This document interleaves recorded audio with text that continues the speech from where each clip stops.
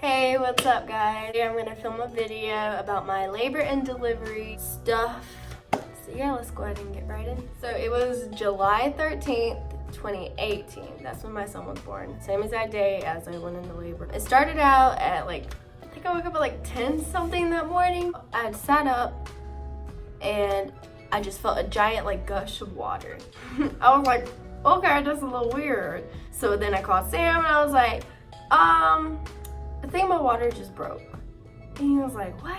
And I was like, yeah, I think it just broke. And he was like, okay, well, you need to call the hospital and ask them, can we come back in? Because the previous week we had actually went in because I thought I was having contractions because my back was killing me. And I had these really bad cramps. Anyways, I called the hospital and I told them what had happened. They said, you need to come in so that we can test and see if that was amniotic fluid. Called Sam back, told him what the doctor said.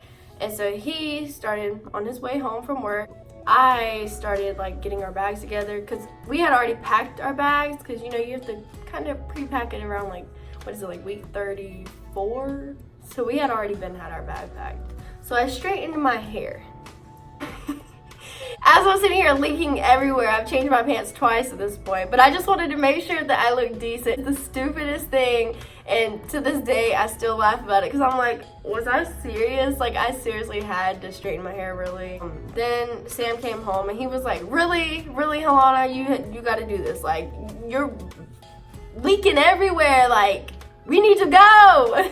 So then we got in the car, I'm leaking all in the car, we get there, we go to the emergency room, they put me on a wheelchair. As soon as we get there, somebody pushed me up to the labor and delivery ward while Sam parked the car in the parking deck. Keep in mind this whole time we had already had the car seat in the car and everything, so we were able to leave the hospital after, the 2 days was up after having the baby.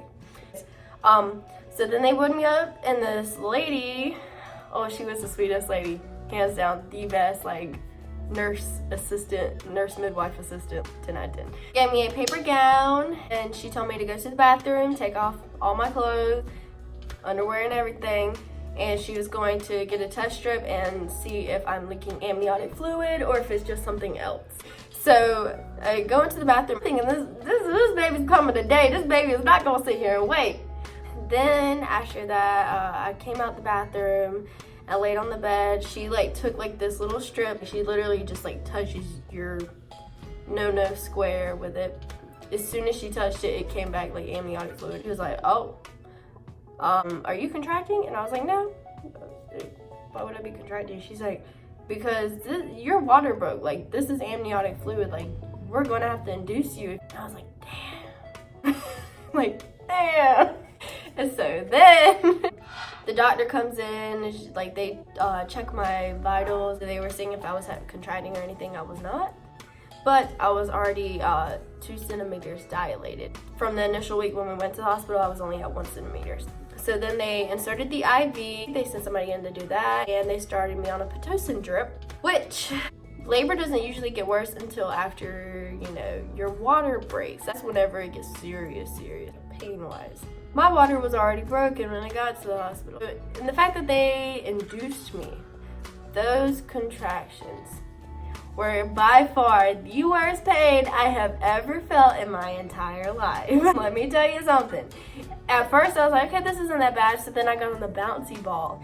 And they put a mat down and everything. My whole ass was out and I did not care because I was in so much pain. I got up and there was blood on the ball. I was like, okay, time for epidural. I cannot do this no more. I remember my mom called me and she was sitting there having a conversation with me as she's on the way to Lumberton from her house. It's hey, how far along are you, blah, blah. I'm like, Mom, I'm in the middle of a contraction. I cannot talk right now. I feel like I'm about to die.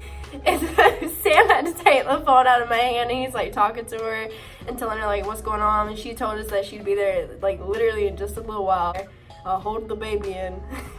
Then it just, from there, it just escalated fast. I don't even know like what kind of time frame, especially now that it's been like over a year. I remember I was holding onto the side of the bed, holding Sam's hand, and Sam had like pulled away, right? Just for like a couple seconds because he had to do something. He told me that when I squeezed his hand, it felt like I was gonna break it. Like I was in pain. So then I called the nurse and I'm like, I need an epidural now. Like I'm not like that obviously, but like that's kind of what I was saying. It was very sweet to her because I like this nurse. But I was like, look girl, I'm about to die. Give me somebody in here now. She sent this guy in. He was an awesome anesthesiologist. He came in, he was like reading off all the, this is what could happen. So then he gave me the paper, I signed it. Keep in mind, the whole time he was reading, he knew I was contracting. So he was like, it's okay, I'm just gonna continue to read because I gotta read it to you so you know like it's like a patient disclosure form or something like that. But basically he had to do it. It was protocol. I couldn't do anything about it. And so he was just trying to go through it as fast as he could so that I could sign it and then we could go ahead and get it over with. A little bit later, he came in with a cart. Of course, my nerves are torn up because I hate needles, which is really weird because I have a lot of tattoos, but it's just the fact that I can't see the other end of the needle and it's in my skin and it grosses me the fuck out. And I was torn up to pieces. He lets Sam stay in the room, which is, I heard some girls like they don't get to have their significant other in the room, which I cannot imagine having to do like get an epidural alone. I probably would have had like panic attack.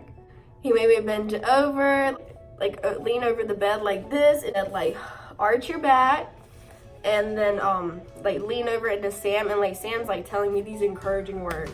His encouraging words were literally pain is temporary. How are you gonna tell somebody in labor that pain is temporary? Just breathe through the pain. Like really, come on now, come on.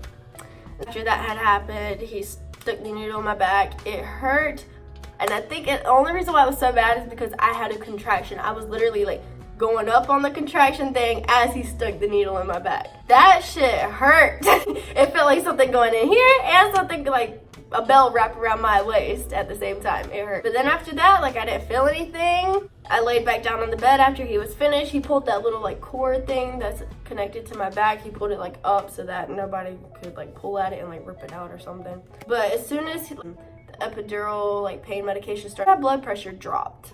And when I say it dropped, I mean it dropped. Like I couldn't keep my eyes open.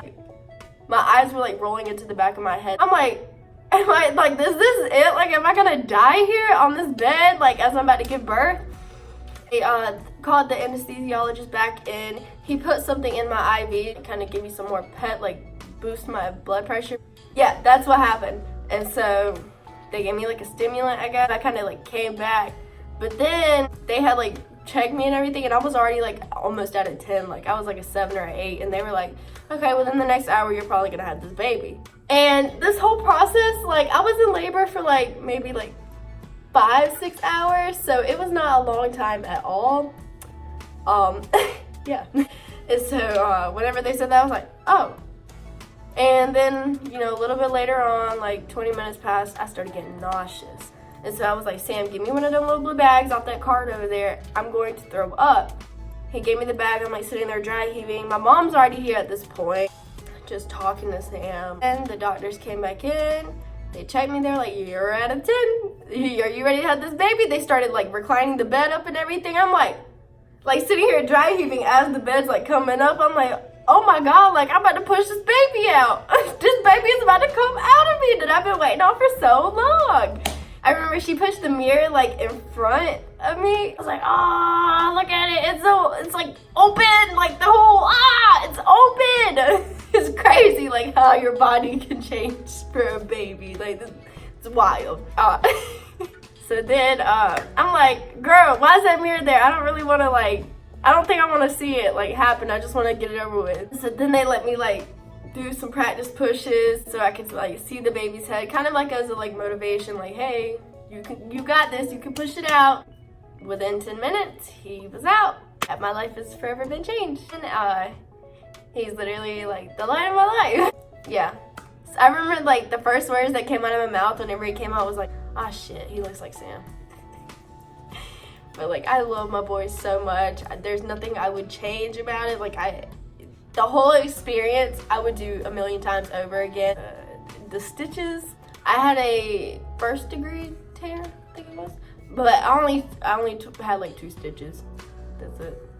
Like it did not hurt. Baby came out fast. I wasn't in labor too long. Like it was an easy experience for me. This is not for everybody, but for me it was very easy. I think it's because I'm very like active, and so like I had an active lifestyle while I was pregnant. I was continuing to lift and eat, for the most part, healthy, because I craved like sweet potatoes and avocados, and most people don't do that.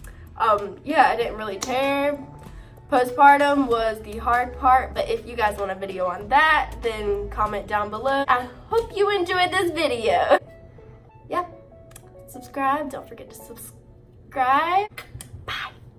Friends go, Emily, Fam, and Lorenzo. All of them people my kinfolk, at least I think so.